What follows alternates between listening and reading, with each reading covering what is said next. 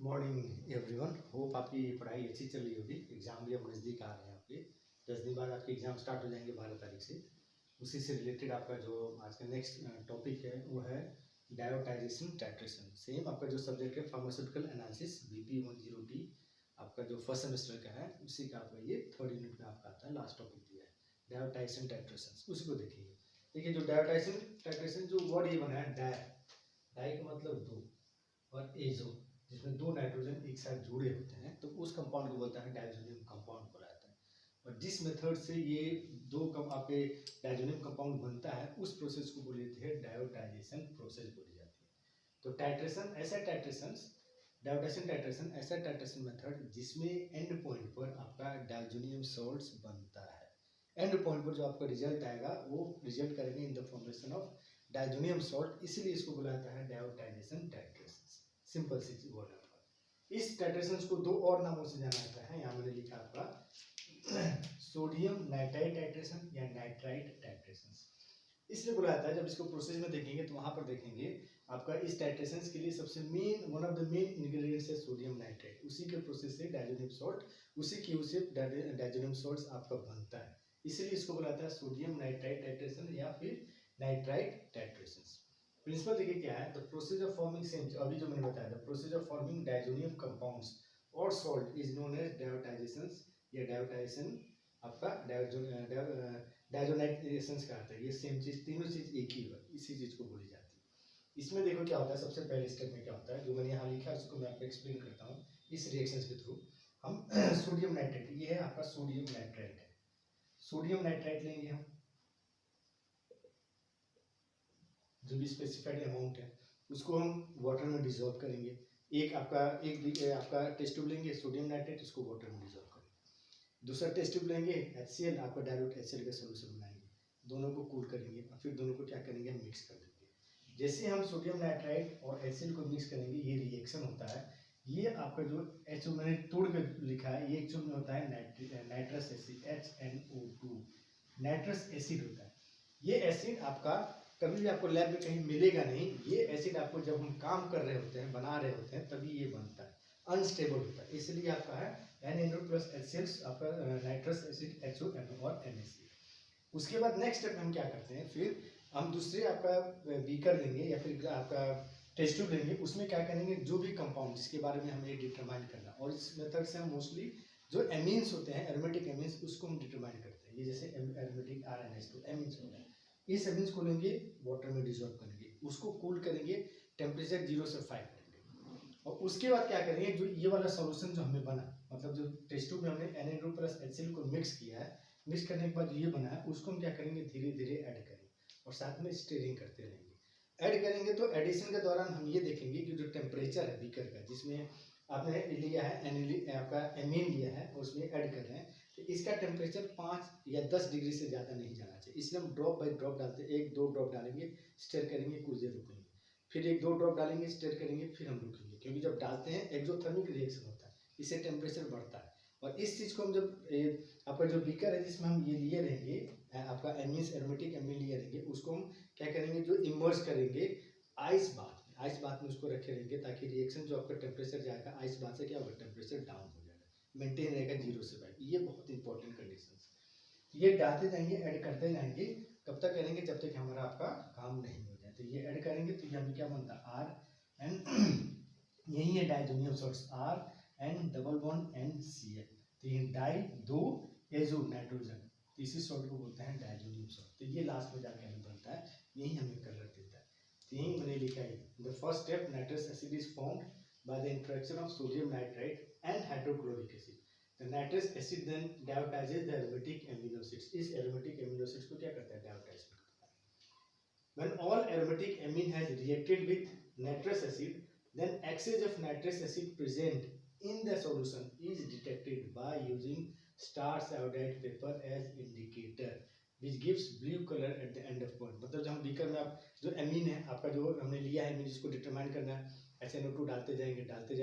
जब इसमें एमीन पूरा का पूरा जब कंज्यूम हो जाएगा, ये रिएक्शन जब कंप्लीट होगा, जब एक भी आपका NH2 नहीं बनेगा, तो उसके बाद जब हम जैसे ये सॉल्यूशन डालेंगे तो एक्स्ट्रा अमाउंट में SnO2 बनेगा। इसमें हम क्या करते हैं, इंटरनल इंडिकेटर यूज नहीं करते हैं, एक्सटर्नल इंडिकेटर जो हमने लास्ट पिछले 2-3 वीडियो में मैंने डाला है, उसमें देखिए गए वीडियो में टाइप्स ऑफ इंडिकेटर। तो एक्सटर्नल आपका इंटरनल एंड आपका सेल्फ इंडिकेटर 3 तरह का बताया, तो वहाँ पर आपको डिटेल मिल जाएगा। तो ये एक्सटर्नल इंडिकेटर का मतलब इंडिकेटर हम बाहर रखेंगे। ये आपका सॉल्यूशन का मिक्सर है, हमने डाला, स्टीयर किया, उसमें क्या करेंगे, एक ड्रॉप निकालेंगे और जो बाहर स्टार्च इंडिकेटर जो हमने आपका स्टार्च पेपर इंडिकेटर लिया, उसके ऊपर एक ड्रॉप हम डालेंगे सॉल्यूशन को। जैसे आपने डाला, डालते जाएंगे, कब तक, जब तक कि हमें ब्लू कलर लास्ट में नहीं मिल जाए। जैसे ब्लू कलर मिल जाएगा, इसका मतलब जो हमने एमीन लिया है, जिसके बारे में डिटरमाइन करना है, वो एमीन अब कुछ भी नहीं बचा, सारे के सारे क्या हो जाए, रिजेक्ट हो जाए और आपका कन्वर्ट हो गया डायज़ोनियम सॉल्ट में। तभी आपका ये जो नाइट्रिक एसिड हम डालेंगे, नाइट्रस एसिड डालेंगे, तभी आपको क्या करते हैं, ब्लू कलर आपका देता है। ब्लू कलर देने का ये आपका क्या नाम है, ये रिएक्शन है। जो पोटेशियम आपका स्टार्च आयोडाइड इंडिकेटर है, Ki + HCl HI + KCl, ये रिएक्शन देता है। उसके बाद ये जो हम आपका स्टार्च आयोडाइड पेपर का जो है वो रिएक्शन, अब उसमें जैसे HNO2 एक्स्ट्रा डलता है, ये आयोडीन यहाँ से लिबरेट होता है। यही आयोडीन फिर क्या करेगा, इस स्टार्च के साथ रिएक्ट करके ब्लू कलर को प्रोड्यूस करता है, NO + H2। यही इसका आपका क्या नाम है, प्रिंसिपल है, यही इसका मेन आपका मैकेनिज्म। कंडीशंस क्या है, इसमें 2 कंडीशंस हमें आपका मेन कंडीशंस टेम्परेचर को मेंटेन करना है। एक है rate of titration, different amino compounds rate with आपका विद HNO2 डिफरेंट रेट। जो एडिशन होगा ना ये HNO2 का, इसमें अलग अलग अमीनो एसिड्स अलग अलग आपके रेट से देंगे, कोई फास्ट देगा, कोई स्लो देगा।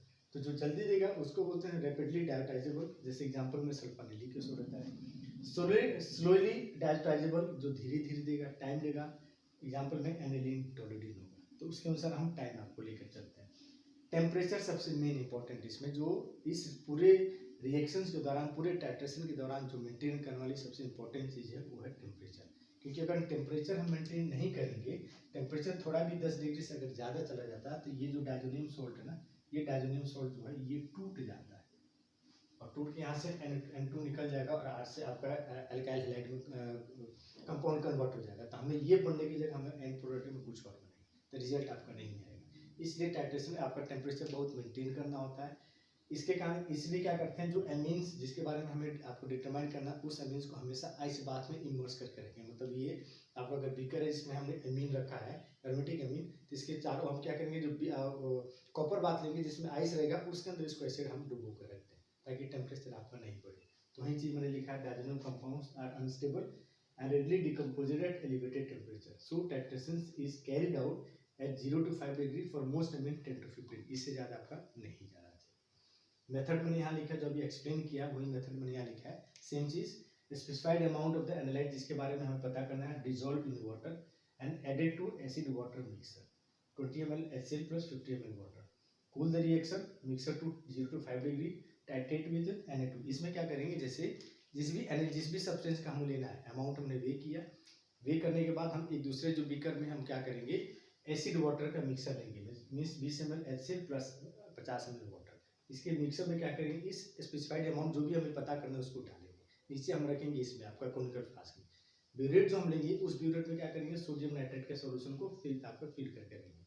उसके बाद धीरे धीरे हम उसको ड्रॉप बाय ड्रॉप उसको ऐड करते जाएंगे ब्यूरेट से नीचे जो कॉनिकल फ्लास्क है, और ड्रॉप बाय ड्रॉप ऐड करने के बाद हर कुछ देर के बाद हम क्या करेंगे, उसमें से एक ड्रॉप निकालेंगे और बाहर जो स्टार्च आपका स्टार्च आयोडाइड इंडिकेटर जो हम यूज़ किए हैं, रखे हैं, उसके ऊपर एक ड्रॉप डालते जाएंगे। और एडिशन कब तक करना है, जब तक कि हमें लास्ट में ब्लू कलर आपका नहीं मिल जाए, तब तक हमें उसको एडिशन करते जाना है। यही इसका मेथड है, इस मेथड से हम इसको प्रोड्यूस आपका परफॉर्म करते हैं। एप्लीकेशंस क्या है, use for the SCF drugs containing amino group, ऐसे ड्रग्स जो एमिनो ग्रुप प्रेजेंट हैं, खासकर एरोमेटिक एमीन्स होते हैं, उनको डिटेक्ट करने के लिए कि है कि नहीं है, कितने अमाउंट में प्रेजेंट है, उसको डिटेक्ट करने के लिए हम इस मेथड की यूज़ करते हैं। जैसे डेप्सोन, लेप्रोसी में यूज़ होता है, सल्फोनामाइड एंटीबायोटिक आपका है, बेंजोकेन, प्रोकेन, ये सब एनेस्थेटिक्स होते हैं, लोकल एनेस्थेटिक्स। जब आप थर्ड फूड्स में जाएंगे तो वहाँ पर आप पढ़ेंगे मेडिसिन केमिस्ट्री, फार्माकोलॉजी, तो वहाँ पर एक दवाई के बारे में जानेंगे। लेकिन अभी इतना कि SCF आपका डेप्सोन है, आपका सल्फोनामाइड। ये आपका छोटा सा टॉपिक है डायोटाइसिन टाइट्रेशन, लेकिन इंपॉर्टेंट है। आपका जो थर्ड यूनिट है उसी यूनिट में लास्ट में ये दिया हुआ है, और ये सीधा एक जो क्वेश्चन आपका है डायोटाइसिन टाइट्रेशन, ये जो टॉपिक है डायरेक्टली 10 नंबर में या 7 नंबर में पूरा देता है। What is diazotisation titration, explain the principle, method and applications of data synthesis. इसी तरह से जा करके जो सिलेबस में दिया आपको 7 नंबर या 10 नंबर में देता है, लेकिन ये क्वेश्चन आता है, बहुत इंपॉर्टेंट छोटा टॉपिक है ये आपका डाटा सिंथेसिस। इसके जो कंप्लीट नोट्स अगर आपको पढ़ने हैं, कंप्लीट नोट्स चाहिए, तो ये जो मेरा बुक है आपका फार्मास्यूटिकल एनालिसिस ज्ञान पब्लिकेशंस का है, इसमें आपको